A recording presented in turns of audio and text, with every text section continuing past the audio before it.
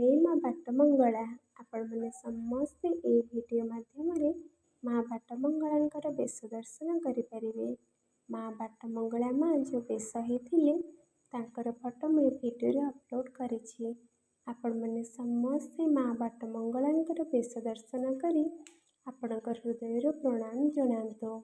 ମାଙ୍କ ଉପରେ ବିଶ୍ୱାସ ରଖନ୍ତୁ। ମା ସବୁ ଠିକ୍ କରିଦେବେ। ଭକ୍ତିରେ ପରା ଭଗବାନ।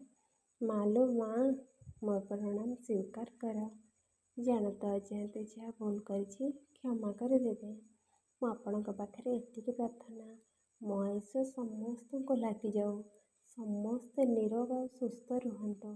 କାହାରି କିଛି କ୍ଷତି ନ ହଉ। ସମସ୍ତଙ୍କ ଓଠରେ ଆମେମାନେ ହସ ଫୁଟାଉ। ସମସ୍ତଙ୍କ ସହିତ ମିତ୍ରତା ସ୍ଥାପନ କରୁ। କାହା ମନରେ କଷ୍ଟ ନ ଦେଉ। ଆପଣଙ୍କ ପାଖରେ ଏତିକି ଗୁହାରି, ଆପଣ ସମସ୍ତଙ୍କୁ ଭଲରେ ରଖନ୍ତୁ।